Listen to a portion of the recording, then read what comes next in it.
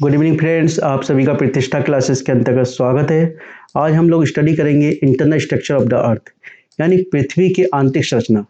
कई बार एग्जाम में क्वेश्चन पूछा जाता है कि पृथ्वी की आंतरिक संरचना में कौन कौन सब्सटेंस पाए जाते हैं, कौन कौन सी गैस पाई जाती है, कौन कौन सी वेव्स पाई जाती है। कई बार क्वेश्चन पूछे जाते हैं, तो ऑब्जेक्टिव टाइप क्वेश्चन में तो पूछा ही जाता है, कभी कभी मेंस में ही पूछ सकते हैं हम लोग क्वेश्चन। चलिए देखते हैं। देखिए, पृथ्वी की इंटरनल स्ट्रक्चर को समझने से पहले हमको ये मालूम होना चाहिए कि पृथ्वी की आंतरिक संरचना को हम कैसे ज्ञात कर सकते हैं। देखिए, पृथ्वी की आंतरिक संरचना को है या तो हम ज्वालामुखी के द्वारा, या भूकंपीय तरंगों के द्वारा, या भूकंपीय तरंगों के द्वारा, इन्हीं दोनों के द्वारा क्यों ज्ञात कर सकते हैं। देखिए, ज्वालामुखी के समय हमारे पास क्या निकलता है, लावा निकलता है। क्या निकलता है? लावा निकलता है। और लावा जब निकलता है तो एक चीज तो कंफर्म हो गई कि लावा जब निकल रहा है तो पृथ्वी के अंदर गर्भ में कहीं ना कहीं लिक्विड है। कैसा है? लिक्विड है ना, कुछ ना कुछ द्रव अवस्था में है। ठीक है, कैसी है? लिक्विड अवस्था में है। यानी लावा कैसा होता है? लिक्विड लिक्विड स्टेट में होता है। यानी पृथ्वी गर्भ में कहीं ना कहीं ऐसी लेयर है जहां पर लिक्विड स्टेट पाई जाती है। ठीक है। और भूकंपीय तरंगों में देखिए कैसे करते हैं। भूकंप जब आता है तो भूकंप में 3 प्रकार की वेव्स निकलती है। कौन कौन सी वेव्स होती है? जिसको बोलते हैं प्राइमरी वेव्स। कौन सी? Primary waves. प्राइमरी वेव्स कौन सी होती है? अनुदैर्ध्य तरंगे। कौन सी होती है? अनुदैर्ध्य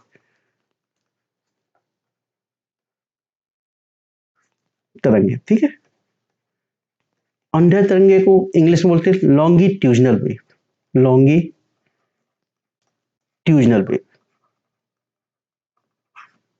वेव्स। ठीक है, लॉन्गिट्यूजनल वेव्स। ठीक है। अब देखिए, अनुदैर्ध्य तरंगों की क्या बोलते हैं? एक तरह से यानी ये संचरण की दिशा के समांतर, यानी कि जो संचरण की दिशा है उसके समांतर गति करती हैं। कैसे? समांतर, संचरण की दिशा के समांतर। ठीक है। और यह प्राइमरी ठोस, द्रव और गैस तीनों में ही गति करती है। कैसी? ठोस में, द्रव में, गैस में। ये प्राइमरी वेव्स हो गई। ठीक है। अब इसके बाद आता है सेकेंडरी वेव्स। सेकेंडरी। ठीक है। सेकेंडरी में क्या होता है आपका? इसको बोलते हैं अनुप्रस्थ तरंगे। क्या बोलते हैं? अनुप्रस्थ।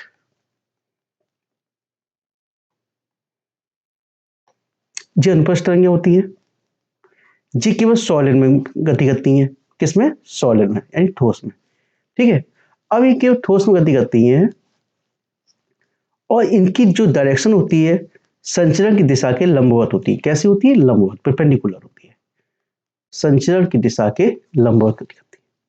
ठीक है, एक चीज समझ में आ गई। तीसरी होती है सरफेस वेव। सरफेस यानी इसको बोलते हैं धरातलीय तरंगे। क्या होती है? धरातलीय तरंगे, सरफेस वेव। ठीक है। यानी कि सबसे ज्यादा नुकसान जो करती है सरफेस वेव्स करती है। ठीक है। अब जब कभी भी भूकंप आता है तो इनमें क्या होता है, धरातल पर प्रवेश करने वाली जो सबसे ज्यादा नुकसान करती है वो कौन सी वेव्स करती है? सरफेस वेव सबसे ज्यादा नुकसान करती है। ठीक है। होती है, इसकी स्पीड कम जरूर होती है, लेकिन प्राइमरी और सेकेंडरी की अपेक्षा सरफेस वेव्स सर्वाधिक नुकसान करती हैं। अब मैंने आपको बताया अनुदैर्ध्य तरंगे जो थी, यानी कि सॉलिड में भी, लिक्विड में भी और गैस में भी, तीनों में मोशन करती हैं। जबकि सरफेस वेव्स क्या होती है और सेकेंडरी वेव्स क्या होती है? केवल सॉलिड में मोशन करते, सॉलिड में मोशन करेंगे, यानी सॉलिड में।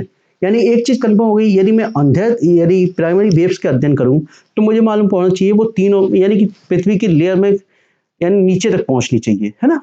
और यदि हम सेकेंडरी वेव्स को अध्ययन करें तो कहीं ना कहीं टकरानी चाहिए, क्योंकि सॉलिड वो केवल के सॉलिड में ही गति करती है ना। उसके बाद आगे वो रुक जाती है, गायब हो जाती है। ठीक है। अब देखिए, इसको साफ कर लें थोड़ा।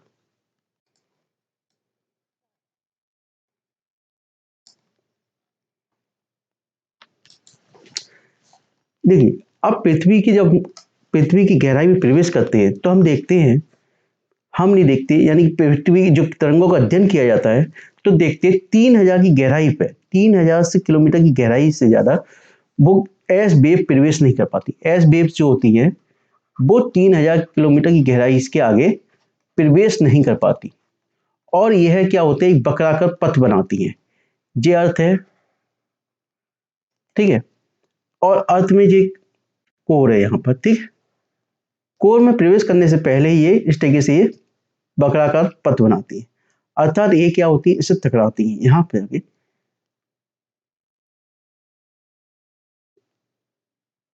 बकराकार, इस बकराकार पथ के आधार पर हम इनके और इस बकराकार पथ के आधार पर हम तरंगों, हम क्या करते हैं, इसकी स्टेट का पता करते हैं, ठीक है।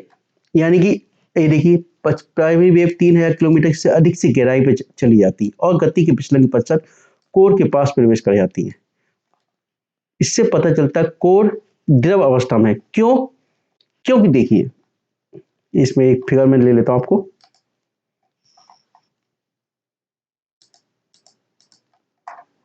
अब देखिए, मैं यहाँ पर जो मैंने जो बनाया है, अब देखिए प्राइमरी वेव्स ये देखिए इस तरीके से जा रही है, ठीक है, इस तरीके जा रही है, और यहाँ पर इस तरीके से ये आराम से कोर में भी प्रवेश करती हुई यहाँ पे आ गई, ठीक है, ठीक है, इस तरीके से एक कोर में प्रवेश कर रही है, ठीक है। लेकिन कोर में जाने पे इनकी स्पीड कम हो जाती है। क्या हो जाती है? प्राइमरी वेव्स की स्पीड कम हो जाती है। कैसी हो जाती है? स्पीड कम हो जाती है, ठीक है।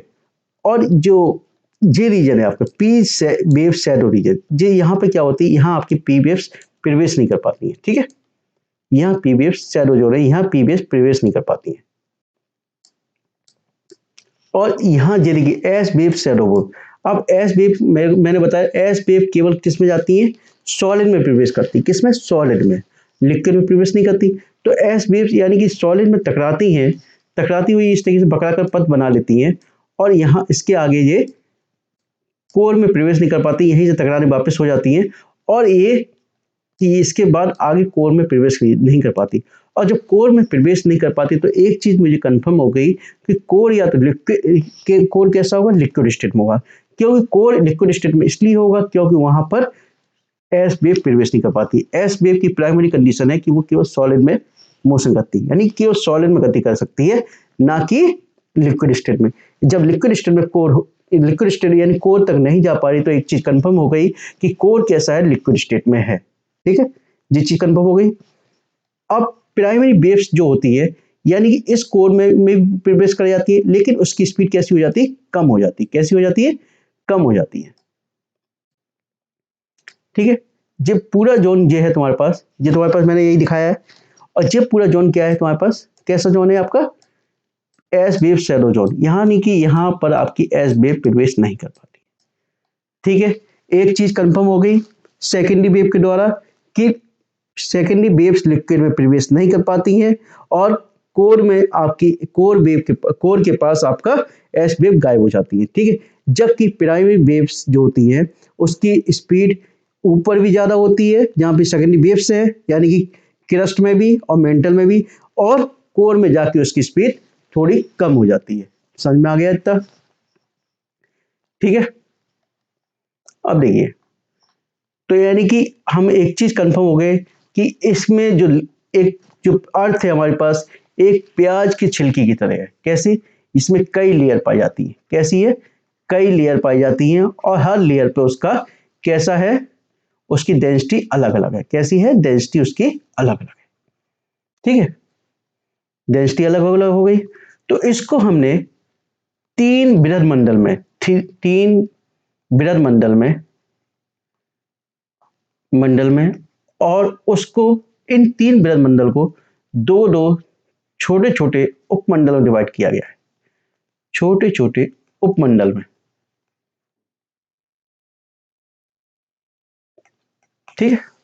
यानी तीन बृहद मंडल, उसके बाद छोटे छोटे दो उपमंडल में डिवाइड किया, दो दो, यानी प्रत्येक भाग के दो दो उपमंडल में डिवाइड कर दिए गए, ठीक है। अब देखिए, मैंने फिगर में भी, चलो आपको फिगर में ही दिखा देता हूं उसको।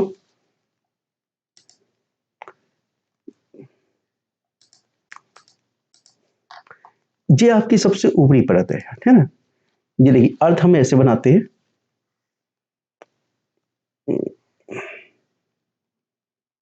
ठीक है। ये आपकी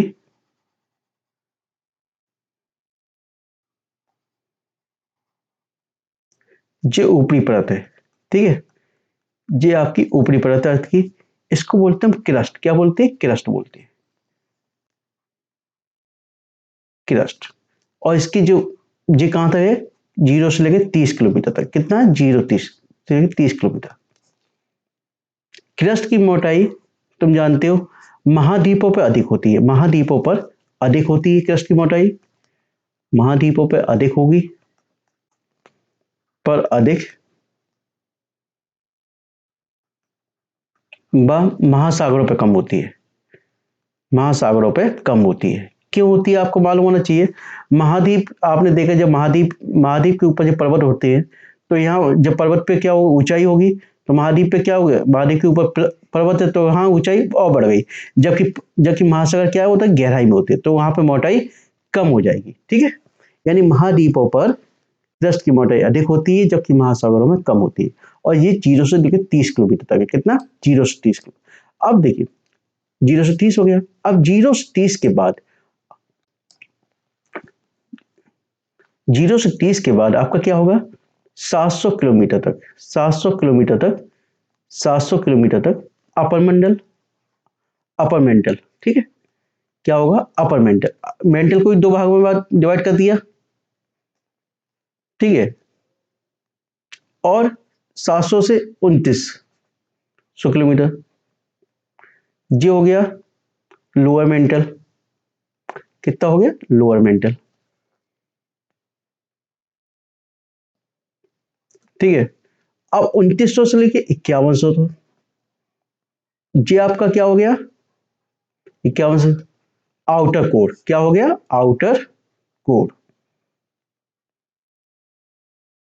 क्या हो गया? Outer core. और 5100 से लेके 6370, यहाँ 78 दिया है, 6370 या 78, ठीक है, किलोमीटर तक, ये क्या हो गया आपका? Inner core, inner core. ठीक है, इतना आ गया। यानी कि पहले हमने क्रस्ट को दो भागों में बांटा, क्रस्ट, अपर क्रस्ट और लोअर क्रस्ट। ठीक है, 0 से लेके 30 किलोमीटर तक। ठीक है, उसके बाद 30 से लेके 700 किलोमीटर तक क्या रहेगा? अपर मेंटल रहेगा। और 700 से लेकर 29 तक रहेगा लोअर मेंटल। लोअर मेंटल यानी 2900 किलोमीटर से लेके फिर 5100 किलोमीटर तक आउटर कोर, यानी कोर के फिर दो भाग हो गए, आउटर कोर और इनर कोर। इसी प्रकार से मेंटल के दो भाग, अपर मेंटल और लोअर मेंटल। ठीक है, क्रस्ट के अपर क्रस्ट और लोअर क्रस्ट। ठीक है, इतना आगे समझे। अब देखिए 0 से लेकर 30 तक, 30 के बाद पहले ये समझ लो क्रस्ट और अपर मेंटल, इन दोनों को मिलाकर क्या कहते हैं? एस्ट्रोनोस्फीयर कहते हैं। क्या कहते हैं? एस्ट, ठीक है, एस्ट्रोनोस्फीयर। जी देखिए, ठीक है, या लिटोस्फीयर, यानी क्रस्ट एंड अपर पार्ट। ये देखिए लिटोस्फीयर, ये देखिए आपको crust and upper part of the mental, क्या बोलते हैं इसको? लिटोस्फीयर बोला इसने। ठीक है, इतना आगे समझ। यानी कि लिटोस्फीयर किसको कहते हैं? क्रस्ट और and upper part of the mantle, इन दोनों को मिलकर क्या बनता है? लिटोस्फीयर बनता है। ठीक है, अब देखिए यहां से लेके क्रस्ट का देखिए डेंसिटी अलग होती है, और आपकी फिर अपर मेंटल की डेंसिटी अलग होने लगती है। यानी क्रस्ट के पास यहाँ पर 2.8 से लेके, क्रस्ट पे जो आपका है 2.8 से लेके 3.3 से 3.3 पर सेंटीमीटर क्यूब, 3.3 ग्राम पर सेंटीमीटर क्यूब। ठीक है, कितना रहता है? 2.8 से लेके 3.3 ग्राम पर सेंटीमीटर क्यूब यहाँ पर डेंसिटी इसकी। लेकिन जैसे ही इसके पास क्रस्ट से हम नीचे की ओर आते हैं तो डेंसिटी में चेंजिंग होने लगती है। कैसी चेंजिंग होने लगती है आपकी?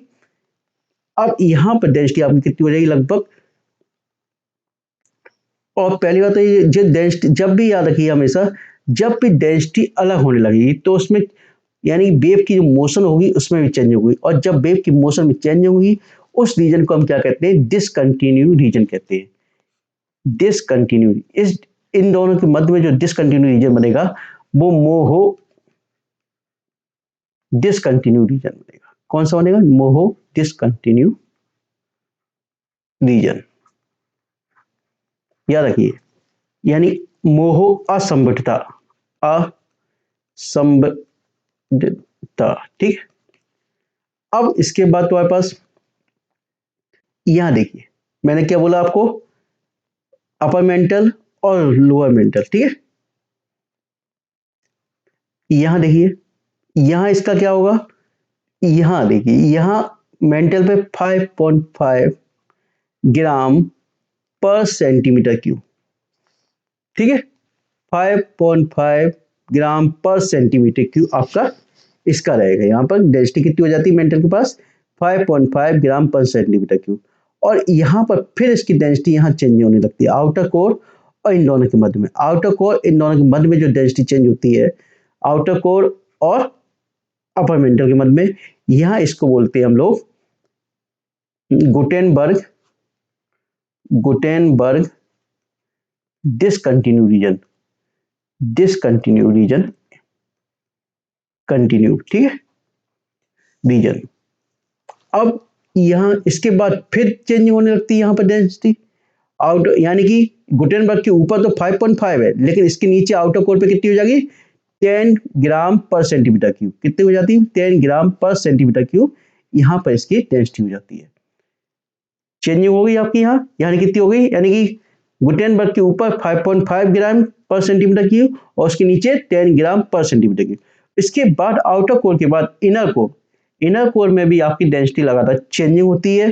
तो यहाँ पर भी लगातार क्या होता है, इस रीजन को क्या करते हैं हम, जब दोनों डेंसिटी अलग अलग होने लगती है तो रीजन किस में, डिसकंटिन्यू रीजन में हो जाता है। कौन सा होगा, लेहमन असंबद्धता,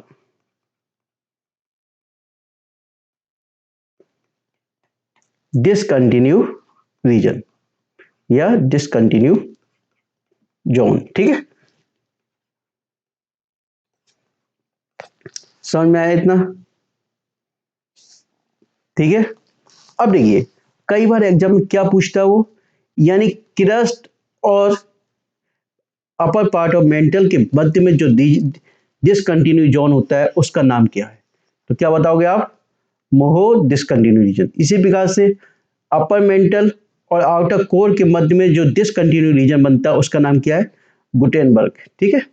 इसी प्रकार से आउटर कोर और इनर कोर के मध्य में जो बनता है उसका नाम क्या है, लेमनबर्ग, लेमन डिसकंटिन्यू जोन, ठीक है। समझ में आया। अब इसमें भी देखिए, यहां देख लीजिए आप, इसको साफ कर लेते पहले।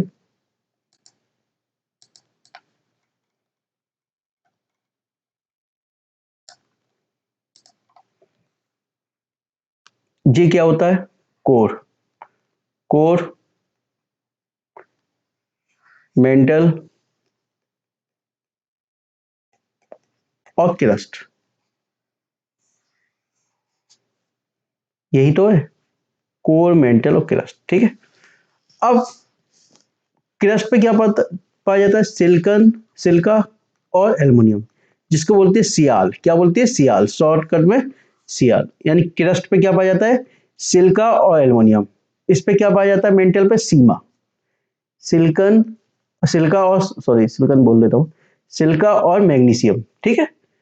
को मेंटल पे क्या क्या पाया जाता है, सिलिका और मैग्नीशियम। और कोर पे क्या पाया जाता है, निकिल और फेरस, ठीक है। यानी कुल निकिल और फेरस, देखिए निकिल और फेरस कहने को तो आपको जब ये लिक्विड अवस्था में होना चाहिए, क्योंकि यह टेम्परेचर नहीं रहता है, तो कैसा होना चाहिए, लिक्विड अवस्था में होना चाहिए। लेकिन इस पे इतना अधिक दबाव है तो जिसके कारण वो किस में चेंज हो जाता है, सॉलिड में। किस में चेंज हो जाता है, सॉलिड में चेंज हो जाता है। और सॉलिड में यही कारण है कि यहाँ पे क्या, निकिल और फेरस पाया जाता है। क्या पाया जाता है, निकिल और फेरस कहाँ पाया जाता है, कोर में पाया जाता है। और सबसे ऊपरी परत में क्या पाया जाता है, सियाल, यानी सिलिका और एल्युमिनियम। और मेंटल में क्या पाया जाता है, मेंटल से याद रख लो, मैग्नीशियम और सिलिका तो आपको पाया ही जाएगा। यानी ऊपरी दो लेयर हैं जहां पे आपको सिलिका पाई जाएगी, ठीक है। और जबकि तीसरी सबसे लास्ट में कोर है, वहां पर निकिल और फेरस पाया जाता है, ठीक है।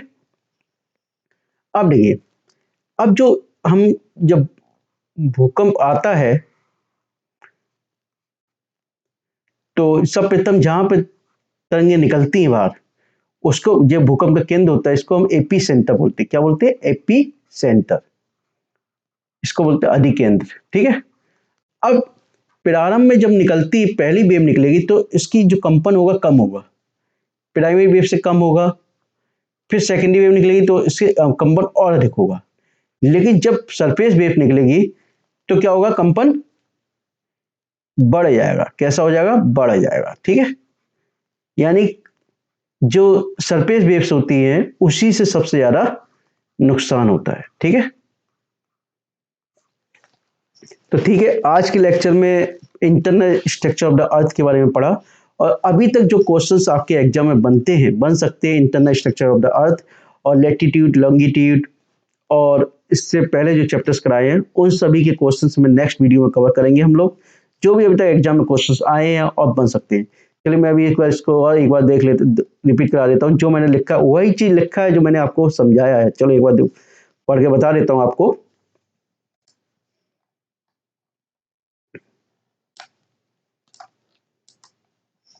देखिए, पृथ्वी की आंतरिक संरचना को केवल भूकंप तरंगों की गति और उसके भ्रमण पथ के आधार पर ज्ञात कर सकते हैं। भूकंपी तरंगें जैसे जैसे पृथ्वी की गहराई पर जाती है उसका भ्रमण पथ वक्राकार होता जाता है। इससे पता चलता है कि गहराई में जाने पर इसके घनत्व में परिवर्तन होता है। पृथ्वी के आंतरिक भाग के अध्ययन के लिए लॉन्गिट्यूडिनल वेव्स, ट्रांसवर्स वेव महत्वपूर्ण है। ठीक है।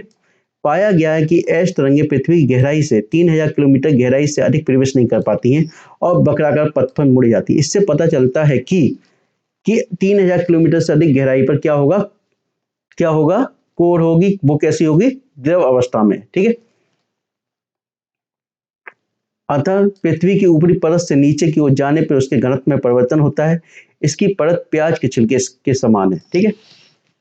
पुनः इसको पृथ्वी के आंतरिक भागों को 3 भागों में बांटा गया है, बृहद भागों को 2-2 भागों में बांटा। वही जहां घनत्व के आधार पर अंतर पाया जाता है वहीं दूसरी परत शुरू होती है।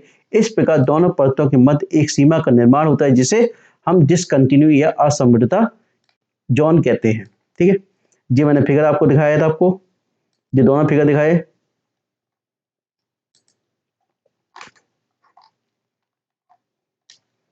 क्रस्ट पृथ्वी की बाहरी सतह पर पतली परत है जिसकी मोटाई 35 से 40 किलोमीटर है। महासागर और महाद्वीपों के आधार पर क्रस्ट की मोटाई अलग अलग है। महासागर के नीचे 5 से 30 किलोमीटर मोटा है एवं महाद्वीप वाले भाग में 35 से 40 किलोमीटर तक मोटा है। जिन भागों में पहाड़ है वहां क्रस्ट की मोटाई और अधिक हो जाती है। क्रस्ट की मोटाई और अधिक हो जाती है। ठीक है।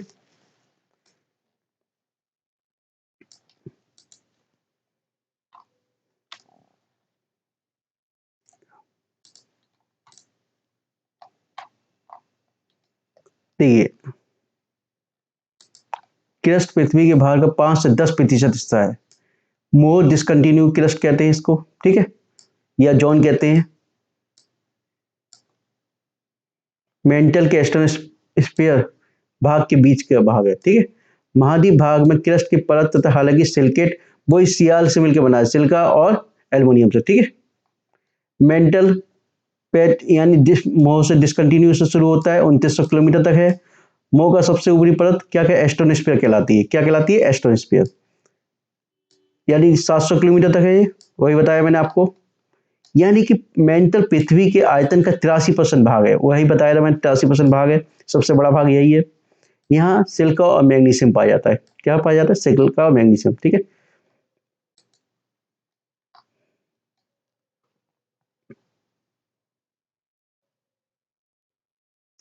अब देखिए, कोर कोर पृथ्वी की सतह से 2900 से 6400 किलोमीटर नीचे शुरू होता है। पृथ्वी के आयतन का 16% भाग है। कोर वाले परत में कुछ बहुत भारी धातु मौजूद है जिसका घनत्व, जिसका आयतन बहुत मात्रा में होता है, जहां लोहा और निकल पाया जाता है। वही मैंने बताया आपको। ठीक है। ओके, जो स्टूडेंट पहली बार देख रहे हैं कृपया मेरे चैनल को सब्सक्राइब कर लीजिए। ठीक है। Okay, thank you, good night.